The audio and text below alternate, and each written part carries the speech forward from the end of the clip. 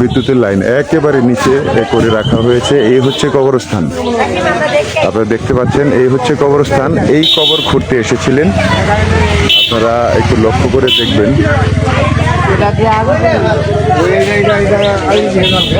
এই হচ্ছে কবরস্থান, আর এই হচ্ছে দর্শক বন্ধুরা এই খাটিয়াটি আসলে কবরের উপরে দিতে চেয়েছিলেন 6 জন একসঙ্গে।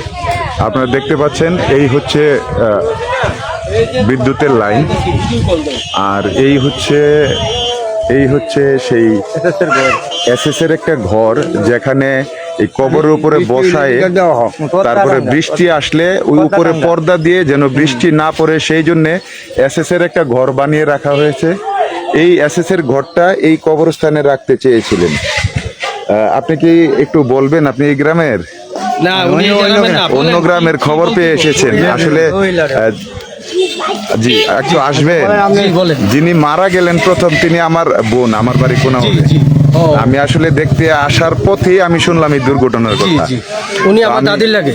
জি জি, আমার বোন লাগে। জি জি, তো তার কবর তো সম্ভবত এটা, তাই না? কবরই করতে আসছে। কে কে আসছিল, তাদের সাথে সম্পর্ক কি, এবং মূল বিষয়টা কি একটু মূল বিষয়টা? তার এই কবর করতে সবাই গ্রামবাসী, আমাদের একটা জোড় আছে, তো সবাই রে মাইকে বইলে দিছে, বইলে তোর পরে সবাই আসছে। জি জি, তার মধ্যে প্রথম হইল আমার আব্বা রুকুনুদ্দিন সরকার, ওর এই কবরস্থানের সব দায়িত্ব জি জি, কবর করার ব্যাপারে। তারপরে আসছে আমার আব্বা, আসার পরে আমরা বাড়িতে এই সবকিছু আয়োজন গুলা থাকে। জি জি, তো আমার আব্বা সবকিছু বাইকিরা দিয়ে আমার আব্বা এখানে আসছে। আসার পরে এরা কাম কাজ ধরার পরে এখানে আমার আব্বা আবার পাশাপাশি যারা আছে কবর করে, ওনার একজনের নাম হইলো নুর ইসলাম, একজনের নাম হইলো নুরু মিয়া যে মারা গেছে, আর হইলো আপনার আছে আপনার আকাশ মিয়া, তারপরে আছে হইলো আপনার এই হালেক মিয়া, এরপরে মিজান মিয়া, মস্তু মিয়া, এই কজন লোক, 11 জন লোক টোটাল 11 জন ছিল। আচ্ছা, 11 জনের মধ্যে 2 জন লোক মারা গেছে। ও আচ্ছা, এসএস এর খাটটা ধরেছিল সম্ভবত 6 জনে, তাই না? 6 জনে ধরছে। এই 6 জনের মধ্যে যে যুবকটা, এর নাম হইলো আপনার এই নাম কি রে, সানাউল্লাহ। যে যুবক তে সবকিছু এলাকার যারই যে কোনো সমস্যা বা যে কোনো কাজ, সে ইচ্ছা করে গিয়া মনে হয় কি হ্যাঁ নিজের কাজ এইভাবে গিয়া কাজ করে। তো হ্যাঁ ধরতে গিয়া এই ঘটনাটা ঘটছে। হ্যাঁ সবচেয়ে থেকে বেশি এই আপনার ক্ষতিটা বেশি হয়েছে। আচ্ছা, ও তো সানাউল্লাহ কি আছে না মারা গেছে? আর যিনি মারা গেছেন ওর নাম কি? যে মারা গেছে ওনার নাম নুরু মিয়া। নুরু মিয়া। আর 4 জন, বাকি 4 জন কোথায় আছে এখন? বাকি 4 জন এখন বাড়িতে আছে, আর 2 জন মেডিকেল ভর্তি আছে। মেডিকেল ভর্তি আছে। তারা আলহামদুলিল্লাহ আপাতত ভালো আছে তো? উনি মুক্তিযোদ্ধা ছিলেন। জি জি, ওনার ভাই, আপনার আপন ভাই। জি জি। এখন কেমন আছেন উনি? উনি মোটামুটি সুস্থ আছে, ভালো আছে।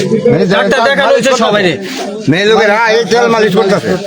আচ্ছা আচ্ছা, জি, আল্লাহ তাদেরকে বাঁচিয়ে রাখুক। আর যারা এই দুর্ঘটনার শিকার হয়েছেন, দর্শক বন্ধুরা আপনারা আবারও দেখে নেন যে সেই এসএস এর ঘর, যে ঘরটি বৃষ্টি এলে এই কবরের উপরে রাখা হয়, এবং এই ঘরের উপর দিয়ে সাইমানা রাখলে বৃষ্টিতে যেন কবরটা ভিজে না যায় এবং ভেঙে না যায়, সেই এসএস এর ঘরটি আসলে ধরে এই 6 জনে ধরে এই কবরের উপরে রাখতে গিয়ে 2 জনের মর্মান্তিক মৃত্যু হয় এবং 6 জন এখনো অসুস্থ আছেন। এই হচ্ছে কারেন্টের তার।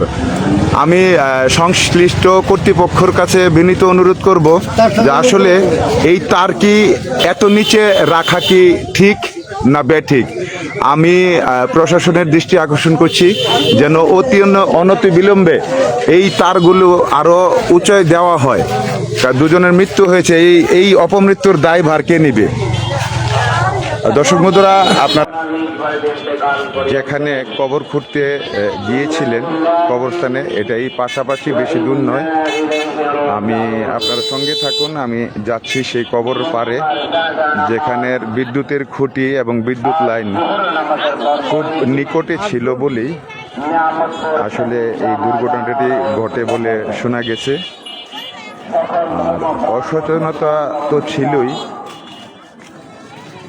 আপনারা সঙ্গে থাকেন, আমি হয়তো 1 মিনিটের মধ্যে আমি সেখানে নিয়ে যাচ্ছি আপনাদের দেখাতে। কথা বলার ভাষা হারিয়ে ফেলেছেন, এমন হৃদয় বিদারক ঘটনা আর আর সারা বাংলাদেশে হয়েছে কিনা আমার জানা নেই। মৃতের কবর খুঁড়তে গিয়ে 6 ব্যক্তি বিদ্যুতের খুঁটির সাথে, বিদ্যুতের তারের সাথে সংঘর্ষ হয়ে দুজনের মৃত্যু হয়েছে এবং 4 জনের অবস্থা একেবারে